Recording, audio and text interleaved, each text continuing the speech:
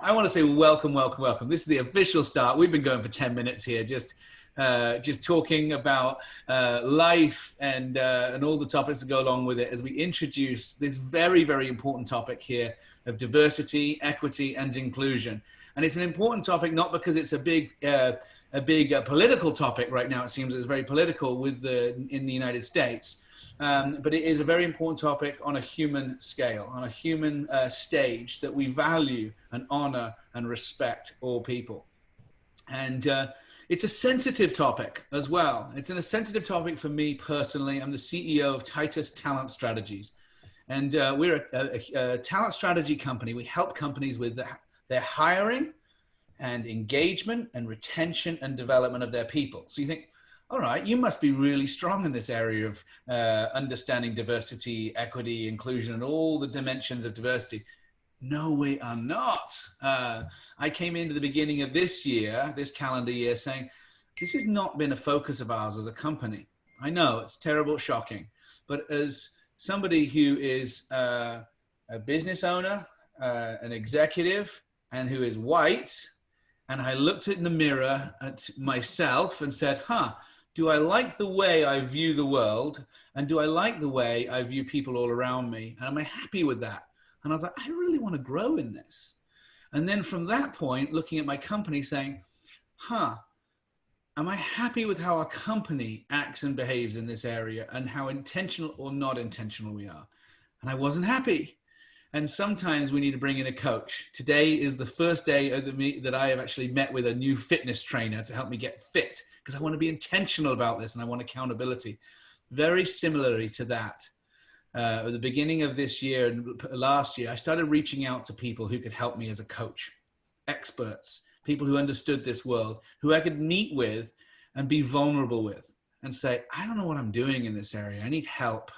I feel embarrassed. You know, have you ever sat with a financial advisor and said, here's my portfolio. I don't even know what that is, but here it's a mess. Help me out. You don't want somebody who's going to be like, you suck.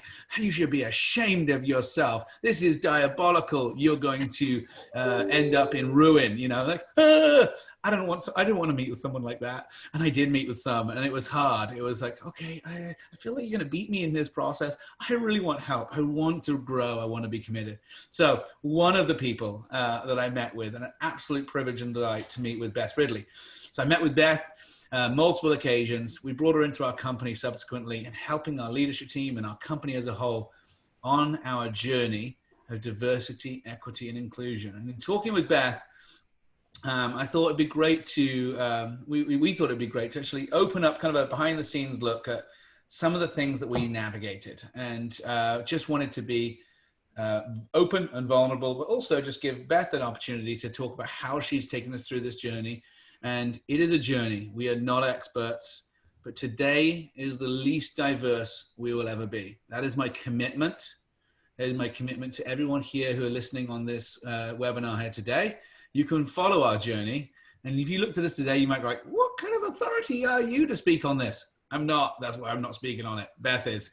So over to you, Beth Ridley. It's great to have you here. Thank you so much, Jonathan. Good morning, everybody. I'm really happy to be here and to talk about this topic. And I think when Jonathan and I were talking about what would be helpful, we just kind of, like I described it as, we want to just pop the hood, right? So it's almost like look underneath and really start to understand, like, what does it take to be engaged in this work? Because I think, unfortunately, diversity, equity, inclusion, you know, it can be an intimidating topic for people.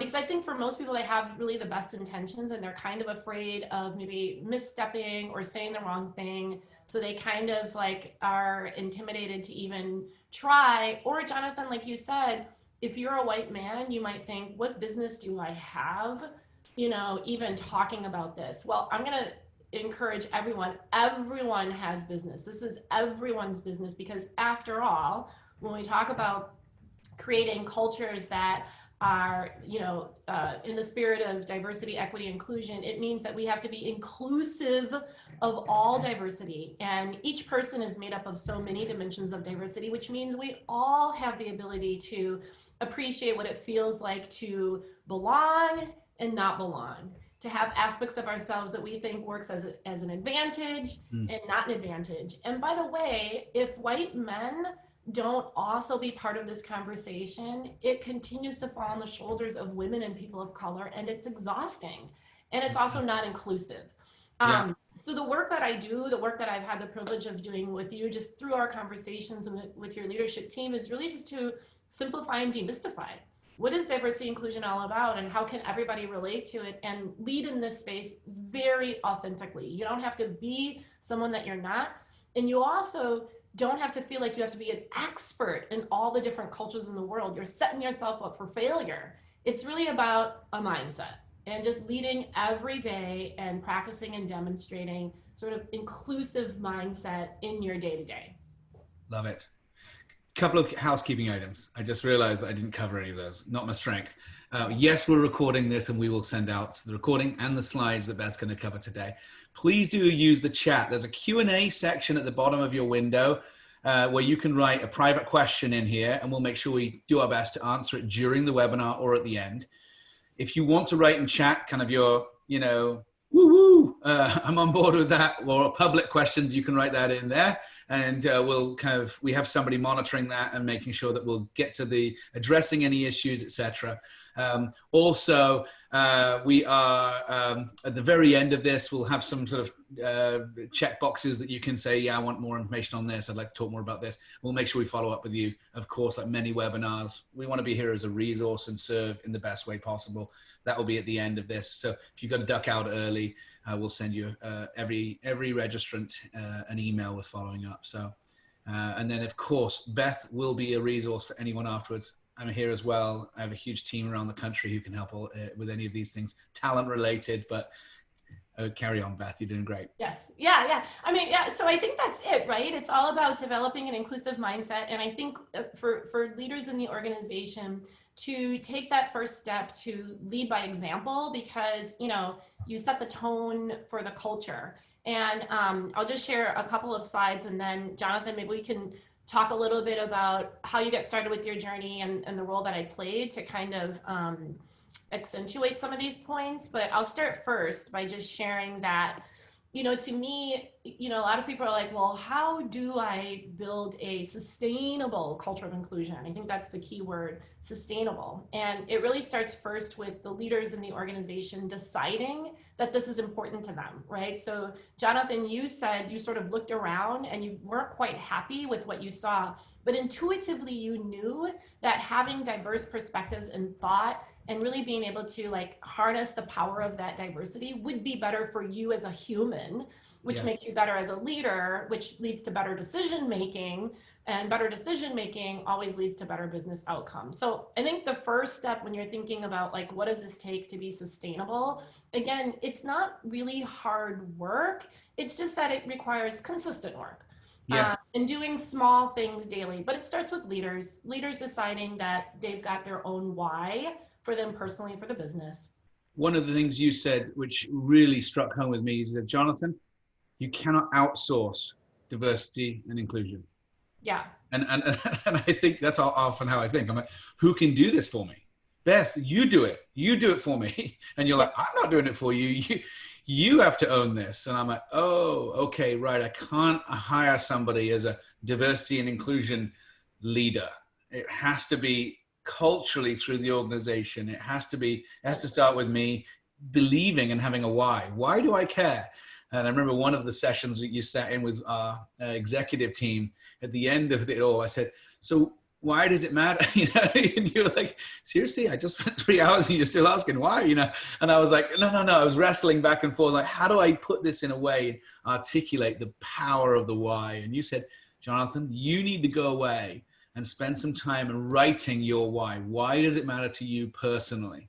Yeah. And I was, oh man. And it was great though to come back, and I ended up with a 2-page kind of, here's our journey. And it got inserted into our company's manifesto, and our guiding principles. And what was powerful about that? So anything, just like you said, going to the gym, you can hire a trainer, but the trainer's not going to lift the weights for you. Right. So you have to have your why to make sure that you get up every morning when it's cold out, and it's your why that's going to keep you motivated. But you articulating it also motivates everyone else. And I said at the end of the day, your workforce, your employees, your customers, the community that you interact with, they are moved by meaning and purpose. So it can't just be going through the actions. You have to tie it to the meaning and purpose. And by reflecting on that, you and your leadership team came up with a wonderful way of saying, when we think about the long-term longevity of the firm and the work that you do and how you do your work, again, bringing in diverse perspectives and being really good at bridging across differences. I mean, that's the work that you do. Bridging across differences is important for the success of your organization. And you guys were able to put that in words. And then it got everyone else really excited because it's like, oh, this work leads to a higher purpose and meaning. So I think, yes, starting with the why is the most important thing. Brilliant. Yeah, so good. So why, right? So we talked about the why. And then we talked about, you know, that you actually really got started from a simple conversation that we had, right? So you knew that you had a why, you were still a little intimidated, like how to move forward, what does that mean? And you started with conversation. So you had curiosity and courage, I think are the two most important things to start building this inclusive mindset, which is all about learning about, you know, the people around you. And I like to say that one of the things that sort of holds us back from being better in this space is that our own internal implicit biases sort of get in the way. And we all have them. No one is immune from biases. It's just the way that our brains help us by processing so much information. We sort of go to and bucket stuff based on maybe a little bit of evidence or what we see on TV. You know, we don't have like a full spectrum of knowledge about everything.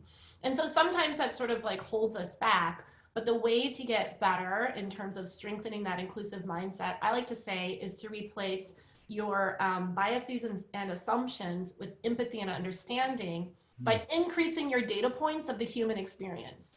And you can only do that by interacting with humans. Yes. And I think that's where it starts to fall apart. People are like, whoa, stop. I have to talk to people who are different. No, thank you. But with a little bit of courage and just simple curiosity to ask the questions, that propelled you and that got you started on your journey. Oh, I'll just say, because I'm sure many of the attendees here would love this, but you gave out a worksheet for us to look at as a leadership team, and it's going through the company, is on the different, our spheres of influence and how diverse or not diverse they are. Yeah, exactly. Oh my gosh, it was so good for me personally to look at that. And, oh, here it is. Yeah. And if you want this. I mean, so I think we have to understand, a lot of people are like, well, where do I start to get better at this? And, you know, you can spend money on training, you can go to webinars and all of that. But I think the best place to start is just internally and reflect on your own social circles. Where do you spend most of your day and who are you primarily interacting with, right? And when you fill this out and you sort of think about, as I move through my day, who am I interacting with various dimensions of diversity? It could be, you know, you put whatever you want on the top, but here's some basic ones, you know, gender, race, whatever. And then where you start to see sort of gaps may indicate where you might have implicit biases, simply because you haven't had the opportunity to spend enough time with people who are different than you to really get the broad breadth and appreciation and understanding, and not fall back on you know, limited interactions or limited information. So I know you're going to cover this, but we talked about confirmation bias, which is what just wrecked, especially in this area.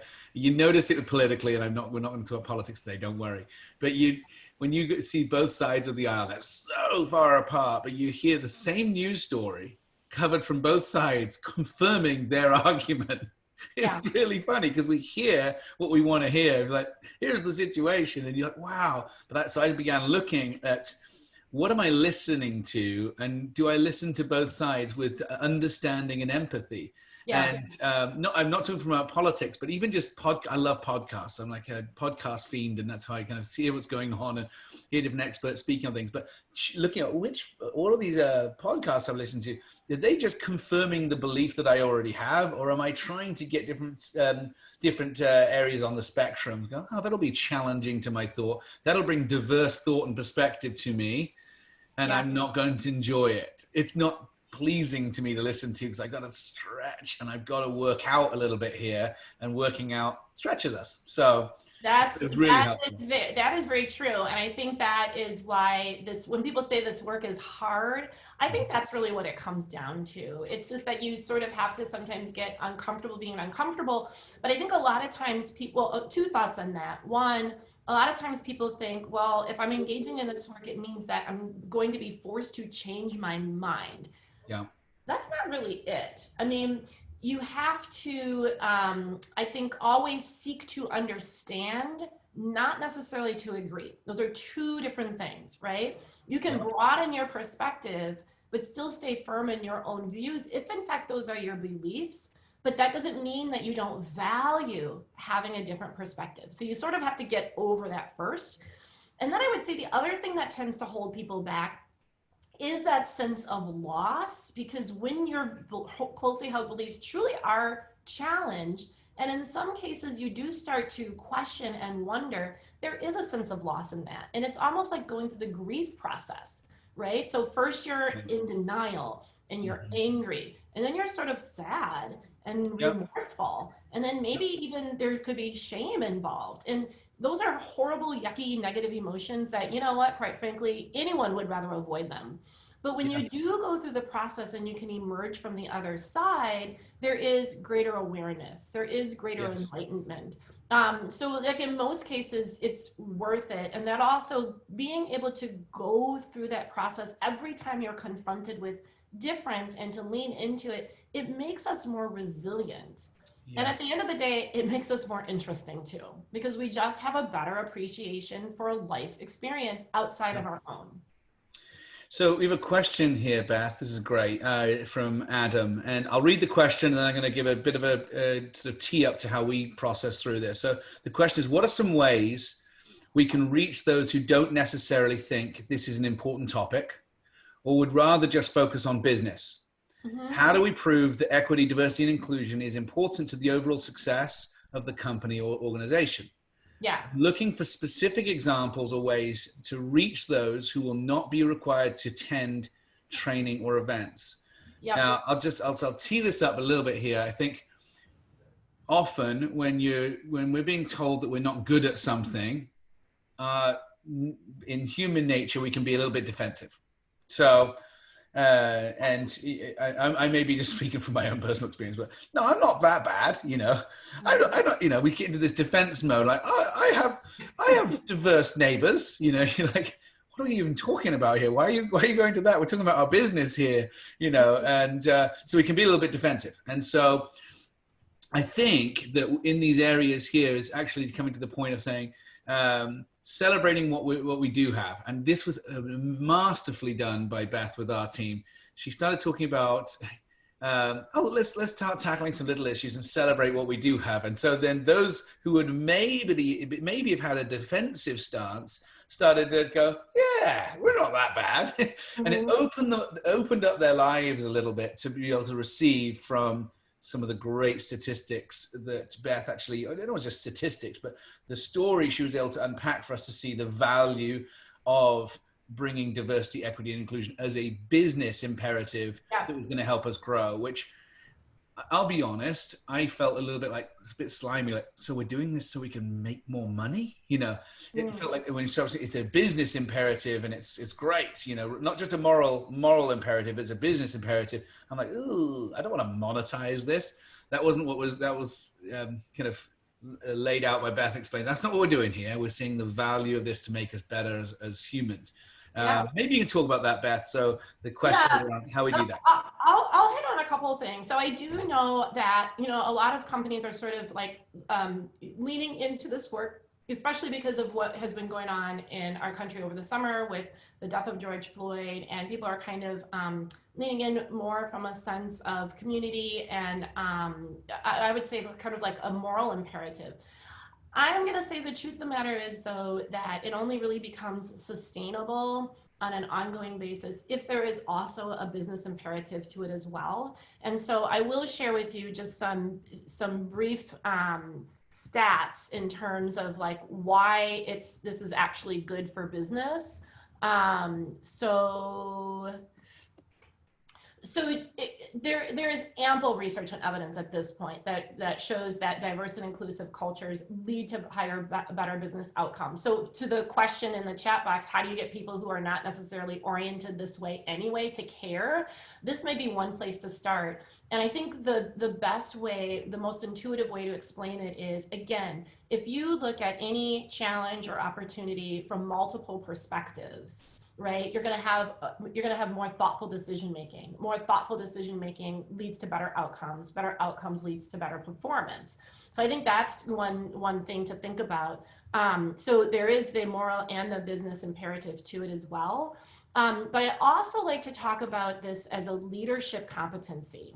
I think that's really important too, because again, that might be a way for people who just aren't oriented to care about this. I mean, everybody wants to be a better leader.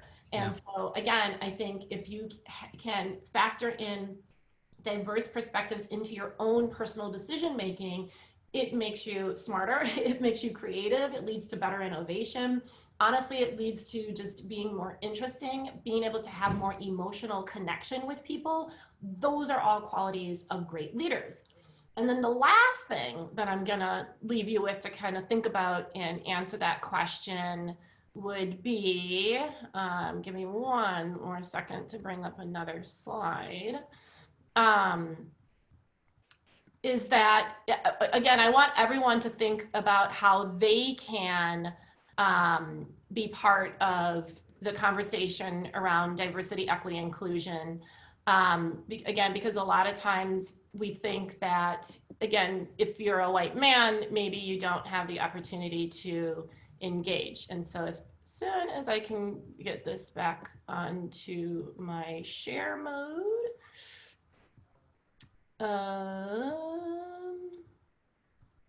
you guys can see my screen, but hang on just 1 second. Let me turn that off for 1 sec. 1 sec. You know which slide I'm going to share, right? About the many dimensions of diversity. Okay, so wait for it, everybody. It's good. Wait for it. This was very helpful for us. Here we go. Okay, get back on here.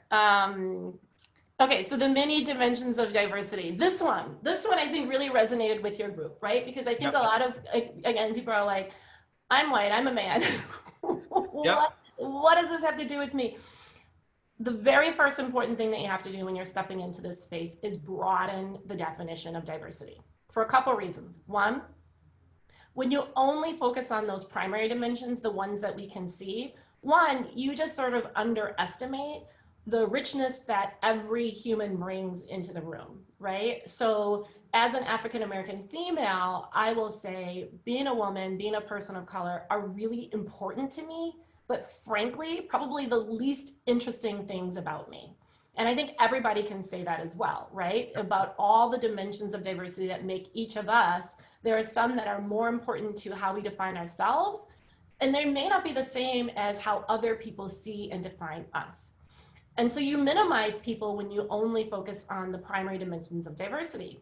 The other thing is when you broaden the definition of diversity, again, you show that this work is about creating cultures where everyone feels that they can be themselves, because everyone at some point has felt that something about them, their background, the way that they were raised or grew up, their personal life experience is different, perhaps not as valued as those around you. And so when you broaden the definition of diversity and say, we're all working towards creating an environment where we all feel valued, a sense of belonging, true connection and appreciation, you can see where everybody can see where they would benefit, and therefore more people are likely to want to contribute.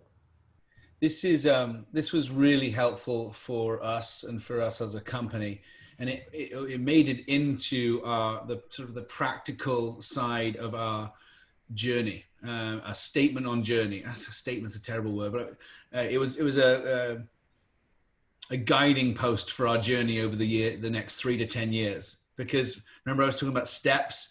It's just taking a step forward. It's not, you can't do this at once. You can't go, oh my gosh, how do I get to the fifth dimension of diversity tomorrow? It's just not going to happen, you know?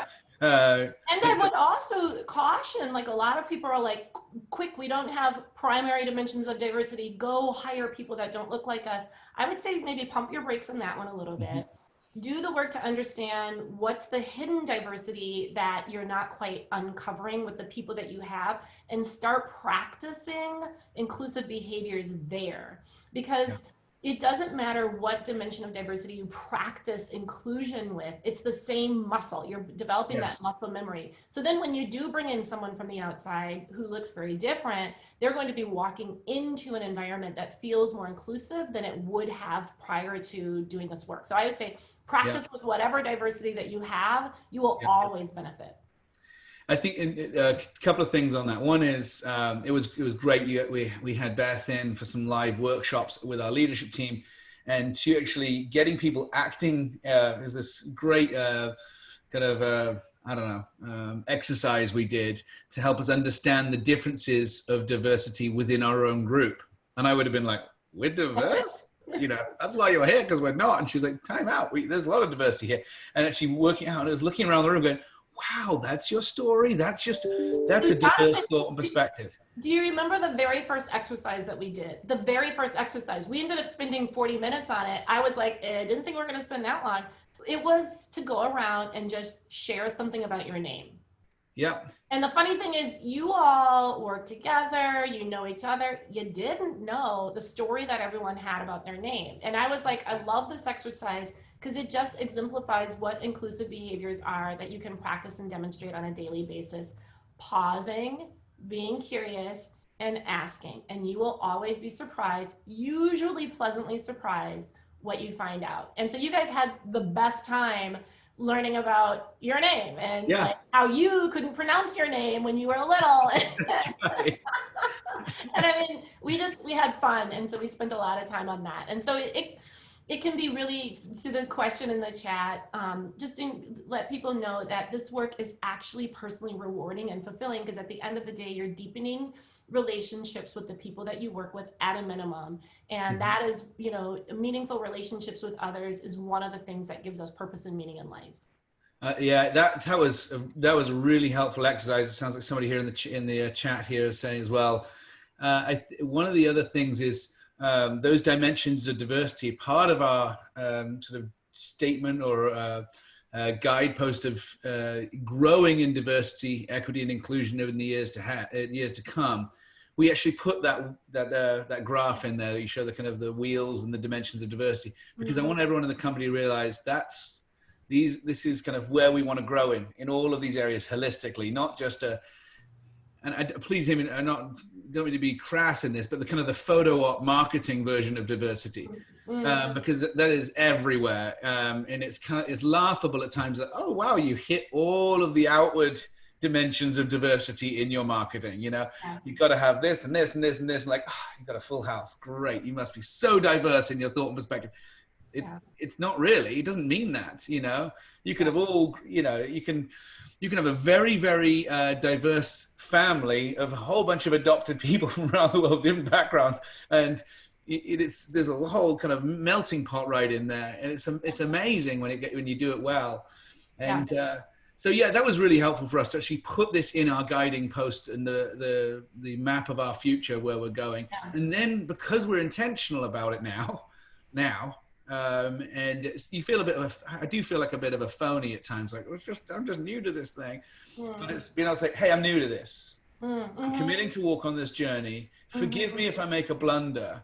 Forgive me if I say something that's wrong and offensive. But I'm coming in with this posture of humility. I want to learn. I want to understand. I want to have empathy. I want to grow. Can we talk? Can we dialogue here?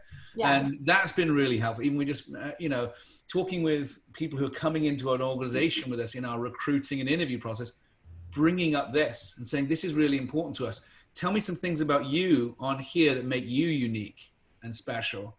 And where did your diverse thought and perspective? You think, really? I'm going to say that? Yeah, because I care. You know, I like to tell people, most people have the foundation to lead with an inclusive mindset, because really, I think as a start with the golden rule, which we've all been taught as children: treat others the way that you want to be treated, right? That is a good start. And then I would say just plus it up a little bit by then having the curiosity and courage to ask someone how they actually want to be treated. and then flexing your style in that way. And Jonathan, you're a master at that. And I think for some people it comes more naturally if you're kind of like a social, outgoing person. But I like to equip people with these three phrases because, you know, a lot of times people, they may be curious, but then it stops there because they're like, I don't want to say the wrong thing. I don't want to come across as stupid. Or even if I'm interested and I want to learn about people who are different than me, it could feel intrusive or weird. So I like to arm people with, like, really at the end of the day, if you use these three phrases, and if you're asking questions out of genuine compassion and curiosity, people feel that and they know it, and they're very, very forgiving, because even if you stumble over your words and it doesn't come out perfectly, they can feel that you're interested in their thoughts. So I would always say, no matter what you want to ask to learn and grow, and I think, Jonathan, you sort of just do this intuitively, is I'm curious to know. It's a great way of opening up the door without assuming anything, right? And then follow up by tell me more, which basically gives someone the opportunity to share whatever is important for them. And then thanks for sharing, and then hopefully reciprocating, right? Because it takes being inquisitive and curious, but also vulnerable and sharing. And that's how you actually start creating the dialogue. And, you know, you're not going to solve the world or learn everything you need in the one conversation, but it opens the door for a second, third, fourth, fifth conversation. And I think that was helpful, super helpful, getting these kind of muscle memory on using these phrases. Yeah. Been a life changer for me. I think somebody said in the chat, said, how do you get people who maybe don't see the value? And I know you talked about some of the stats and the values to the business case, but getting them to feel confident that it's just growing them as an individual with things like this. And they go, oh, well, I'm going to practice that. And suddenly I'm okay now. I can start working out in this area. That's been really helpful. I know you have kind of 18-month programs of getting companies to move on their journey in diversity, equity, and inclusion, which is great. But sometimes it's just this little teaser workshop that can suddenly jumpstart everyone to go, okay, we can do this, and I can see the value. Because I think a lot of times when people are armed with these little things, again, that you can do daily, they can take it from there. Like a lot of times it's like, oh, let me at least practice this. And with most things, it gets easier with practice and more comfortable. I think a lot of times people worry about, well, what if the conversation goes wrong or I damage a relationship? And so I say, don't focus on what could go wrong, focus on what could go right. And, you know, will it always go right? No, I can't guarantee that. But more often than not, it will. And, you know, I've never been disappointed. I mean, I am, you know, I'm a practitioner, but I'm also actively working on this myself. There are definitely differences that make me uncomfortable. And I have to challenge myself to open the door for a conversation. And I'm never disappointed when I do. You know, it just takes a while to sort of muster up the courage. But these are almost like foolproof phrases to use. I am such an assumptive communicator. I'm like, so tell me, is your position this or this? Like I am given two options. Like there are many other options, and I get it. I'm gonna give you what. So this is sort of like when you're ready to take action. I'll back up a little bit, and there are. Getting in the right mindset, right? So I call this inclusive communication, sort of maybe like guiding principles around how to communicate. So the first thing is I talked about, you know, just make sure that you have genuine curiosity. So what is your intention for engaging in dialogue? You know, is it to argue your point or is it to broaden your understanding? And then the next one is similar, but it's always seek to understand, not to agree. This one's really hard. Like I came from the corporate world and I was sort of trained, like every time I opened my mouth, it was to get people to agree with me. Otherwise, why am I opening my mouth? And so I think in our culture, we're so accustomed, like we see it on the news all the time. There is no like seeking to understand. It's always getting your point across. And you can see sort of what's happening when no one's listening. So always seek to understand, assume that there's always something to learn, demonstrate patience and respect. And it's a big world out there. Your perspective is just one. It's just your perspective. Other people have the right to think what they think. And then I just, you know, express acknowledgement. A lot of times someone will be talking and will be like, oh yeah, but. Well, that just immediately negated whatever they said. Just say, yeah. And I see it this way. And I think just practicing this, and this is something that you can do tomorrow, today, in your next meeting. And if you start doing this in meetings, you will eventually start having different and better meetings because people feel more comfortable speaking up. Think about how many times you've been in a meeting and because of the dynamics in the meeting or whatever, you don't say something. You have then withdrawn from sort of the bank of perspectives that you need to make better decisions. So when companies can create an environment where people are comfortable bringing their true perspectives and thoughts and not feeling embarrassed or that they're going to be shamed or whatever, or yelled at or shot down, you're going to get better input. Better input is better output. Yeah, this is great. I mean, right here on this slide, there's free marriage therapy right there. If you follow this stuff, it'll transform all relationships. It's not just business relationships. This is the world. I think, as somebody just put here in the chat as well, but yes, the world is going with this radical conversations with less respect. How extreme can we be on both sides? You know, devil's advocate and everything. Yeah. And look at how well that's working. I mean, that is unsustainable. I don't know where that's going to head, but it's, and by the way, it's just exhausting. It is. Yeah. All right, we have a few questions here. Hopefully I'm not derailing anything here, but okay, I'm going to read the first one here. I completely understand your assertion of valuing the diversity already in the workplace. However, due to homogeneity, we know that increasing innovation will also require a deep look at the primary dimension of diversity. How might we also guide this conversation with our company? Well, I don't think you should ignore or avoid the primary dimensions of diversity. I just think that if you want to first bring more people along on your journey, you have to appreciate that everyone can be part of this conversation and starting with the broader lens. And the other thing is, this is where I think you will not serve yourself well if you think that simply by hiring, let's just say, someone of a different gender or a different race is suddenly going to, I was going to say solve all your problems, but I don't, that's too much pressure on any one individual, because again, so much of what makes them up is so far beyond their simple, primary dimensions of diversity. So I would say, go against the prevailing convention that the diversity that you see is the biggest differentiator. I would say it is one of many differentiators and factors, but you never want to minimize someone to just how they look to you. And so, I would say you don't want to avoid it, but you also don't want to necessarily only lead with those primary dimensions of diversity. I'll just add something to that. It was an anonymous attendee who asked the question, so I don't know who you are, but I would happily just take 20 minutes, or I will personally share with you our journey guiding principle. It's a document really, but 2 pages outlining of how we're going to grow in diversity, equity, and inclusion over the next 3+ years. And it's very practical. It's kind of a visionary perspective, but then also a tactical plan and a strategic plan mixed in there. So, and I'd happily share that. I don't really want to stick it out online because it's vulnerable and personal from the angle of, I just don't want to deal with everyone's criticism. So I'm sure people could tear it apart, but I've shared it with my council of advisors personally outside of the company who are leaders in the areas of diversity, equity, inclusion. I weighed it through with Beth and said, come on, poke holes in this. I don't know if I'm right or not. This is kind of my perspective. I had a leadership team weigh in on it, but you're welcome to it. If you reach out to me and say, Jonathan, I'd love to get that. You can hit me up on LinkedIn. You can hit me up. My email address will be at the end.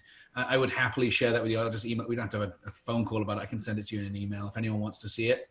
But understand there's that level of vulnerability as well. I don't want to be blasting out on the internet. So no, that makes sense. And I would also say, you all had done the work to explore all of the different dimensions of diversity that you have going on. You saw where some gaps were, even outside of the primary dimensions of diversity. And that's important work to do because, what you may end up doing and then is like hiring a person of color that other than that, they have all the same, all the same background and experience. Like, everybody went to the same college, and so you're not necessarily increasing, diversity in that regard. So you want to look broad. You really, really want to look broad, because every person that you bring into the organization is bringing all aspects of them. Don't minimize somebody by assuming that because they look a certain way, they're going to bring this.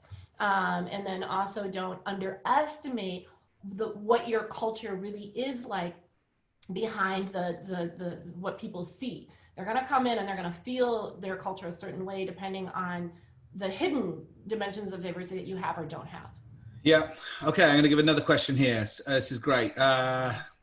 If we do not acknowledge that some companies tend to focus recruitment and hiring of people that look and act like them, the needle will not move with D&I. What are your thoughts?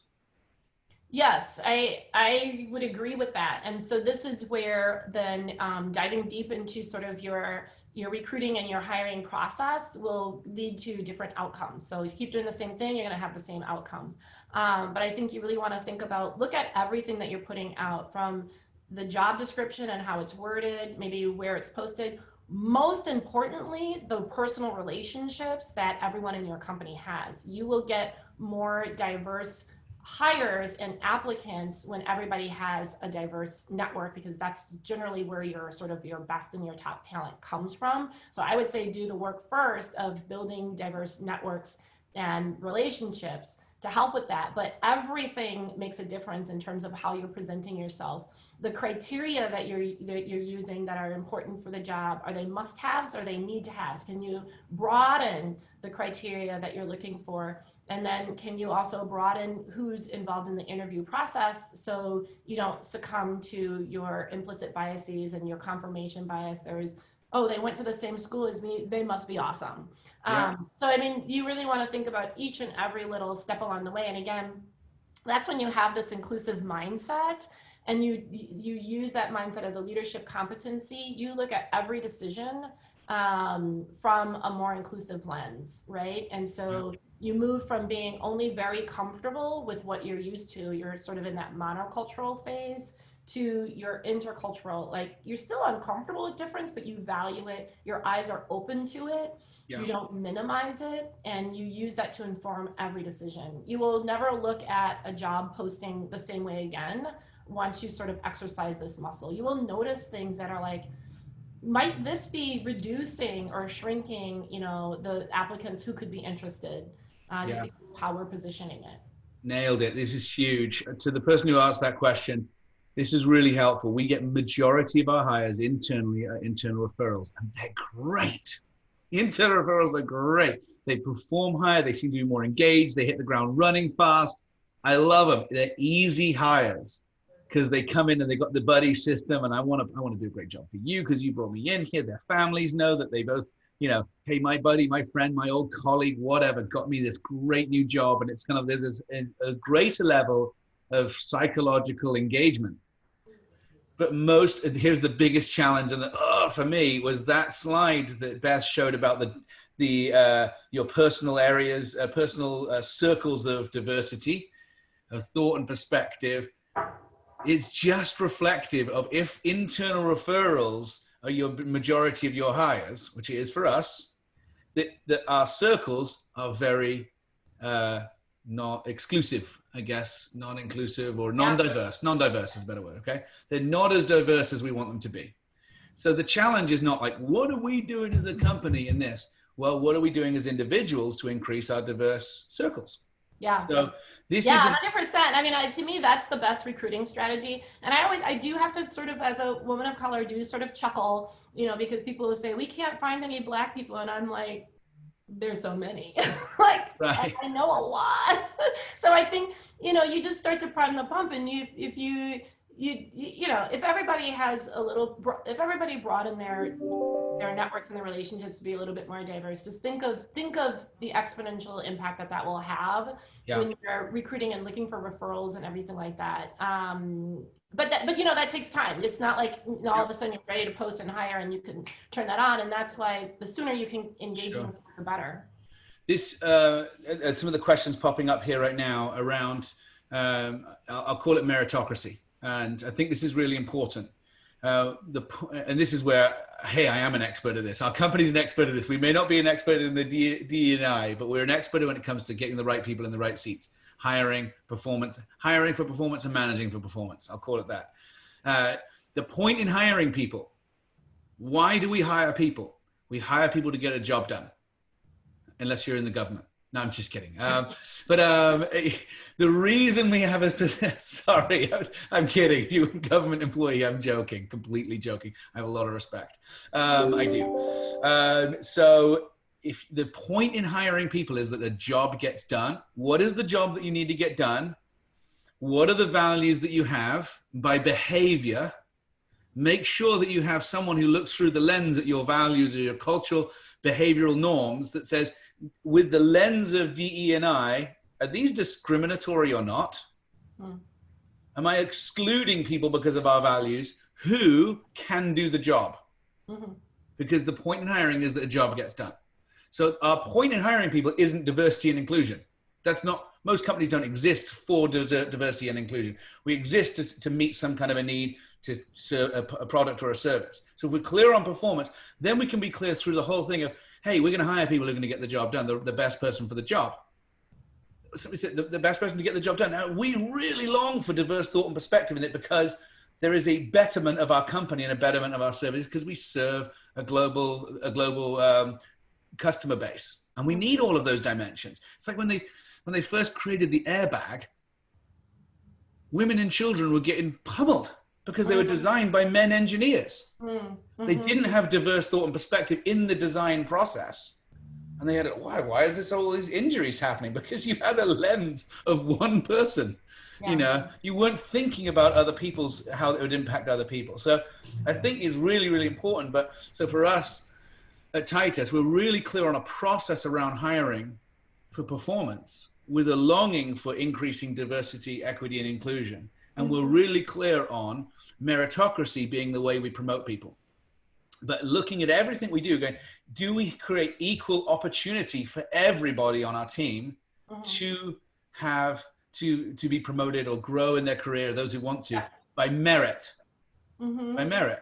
And not just be like, well, look at this one. Let's move them into this role. And then everyone else is going, and I would say also by just asking what people need to succeed and be successful, because again, the many dimensions of diversity, we're all coming from different backgrounds and experiences. So, I mean, that question should be asked to everybody. And to the best that you can make adjustments so that everybody, you know what I mean? Like, treating everybody the same assumes that there are no differences. We are all different. So the simple question of what do you need to be successful, and finding out and seeing how you can incorporate that, because ultimately you do want everyone to be successful. I think that's just like the one little, addition to add to that.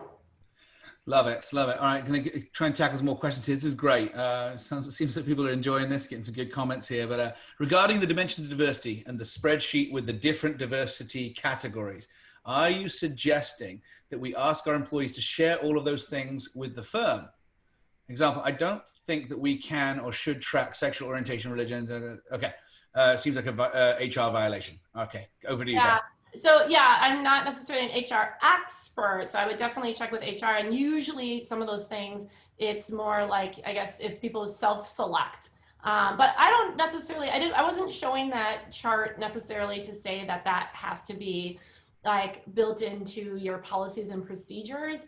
I was just showing that to show that when we talk about diversity, we're not only talking about the usual categories that people start the conversation with, which in this day and age is probably race and also gender. I just want people to recognize that this conversation about diversity, equity, inclusion is inclusive of everybody, because everybody has many dimensions of diversity. So was not suggesting that this has to be a formal policy or practice or anything like that, but it's how you tee up this topic and how you broaden the engagement, so that if you have sort of people who are resistant and saying why this has nothing to do with me, they can start to see that it has something to do with everybody. Yeah. And again, for those of you who want to see our journey kind of outline vision document, I cover that in there as well, saying, hey, we're going to grow in these things. And there was definitely dialogue. I mean, there was some great dialogue with our team members saying, what about this? How's this going to be a focus right now versus this? And it was challenging, and it wasn't it wasn't a perfect clean cut. Here it is. It was like I don't know what I'm doing. I'm new at this. Like most things are, I think, in the business world, the world is so complicated. Nothing is clear cut. But again, practicing those inclusive communication skills, allowing people to share their thoughts and opinions. You guys actively practice that in the conversation about where do we go with this work. And I thought you got some really good perspectives, and that led to a very thoughtful conversation, which led to a very thoughtful byproduct from that. Yeah. That's great. Okay, so here's a sensitive one, I think. How do we address leadership? I'm assuming the people who are leading that has fears that engaging in DE&I may alienate certain people in the company who don't share those values. Well, again, I think it is going back to some of these core principles that we've been talking about. It's about all dimensions of diversity and making sure that everything that makes all of us unique, we feel comfortable and that we can bring our best selves to work.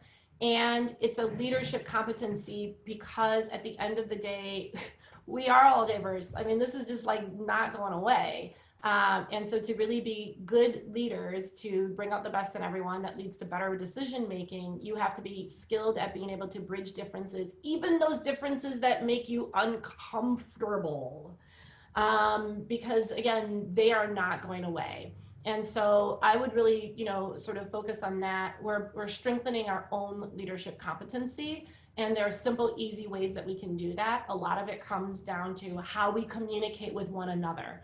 And are we sort of creating the space where we can allow everyone to share their thoughts and opinions and bring forth their own personal experience and decide, again, not necessarily have to agree, but respect anyway and always strive to learn. Yeah, that's great. Great question. Okay, we are coming up soon on time. I'm going to share some next steps here. As well, but we have a few more questions popping in here, and okay. I will share a couple of next steps if people are wondering like what to do next based on this conversation. And so I think one, Jonathan, we sort of started out with your why. So reflect on your personal why and why that matters. And that can help guide you in terms of, why you're investing in this time and where you want to go. Go back and reflect on your missing dimensions of diversity in your own personal social circles. That can definitely be a place to start to uncover where could you benefit from just having conversations so that you can learn and practice having those, what it takes to have those conversations and practice some of those inclusive communication skills. I think that's some great next steps. Love it. Love it. Love it. Love it. Okay. A couple more questions here popping in. And okay, so we've got Beth's slide up here. Sorry, bear with me. Tracking diversity categories can be important, but can also be abused. Any thoughts on protecting this data so it's not abused? Yeah, that's a really good question. I'm going to have to defer that to your HR and your information systems people to make sure. So yes, all of this is sensitive information and you want to be careful about that. So I am not going to give you specific tips or instructions because I want to let the experts be able to weigh in on that. But okay. That is a good thing to be thinking about. Good. That was very tactfully handled. So if you wouldn't mind, stop sharing your screen here. Take a screenshot of this, but I'm going to share one screen here as we wrap up here, give back a little bit of time for some of the attendees. But I massively appreciate this. You are entering into the first of a 3-part webinar series for us at Titus Talent Strategies on this topic. And it is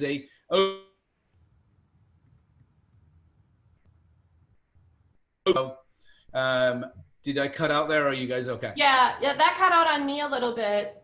Okay. I don't know why I'm freezing up here. So I was just saying that this is the beginning of a 3-part journey for Titus, 3-part webinar series. We're going to be meeting next week as well.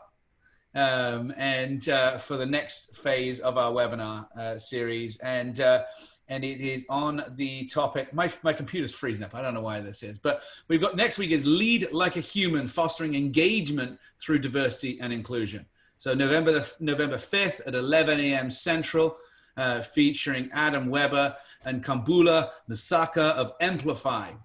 So we will be sending out an email right following this. If you would like an introduction to Beth Ridley personally, I would happily make the introduction to her. Obviously, she should put her contact details up. Yeah, and Jonathan, I also put in a chat a link. I have a lot of like complimentary resources on how to get started with diversity, equity, inclusion. So I just put a link to that in the chat so people can have that too. Wonderful, wonderful, wonderful.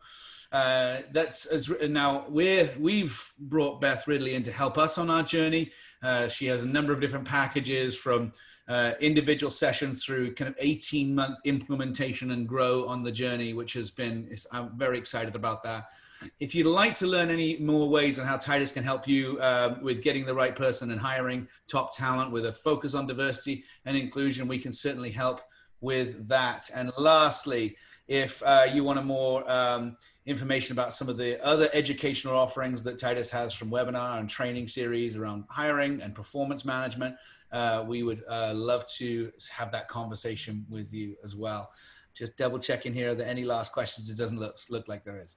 And I don't know if I've even frozen or not, but I personally can't see you. I don't know what happened, Jonathan. Oh, so sorry. You're going to have to manage the rest of your day without that last visual of the eye candy.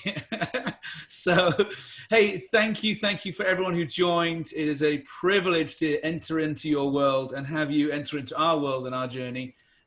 This is a real commitment of ours, and with a vulnerability and a posture of, we don't know what we're doing right at the beginning, but it's been very helpful to have a coach and a guide in Beth Ridley. So thank you very much. That is all. Have a great rest of your day, everyone. Thank you so much, Jonathan. Thank you, everybody. Nice to meet you. Thanks, Beth.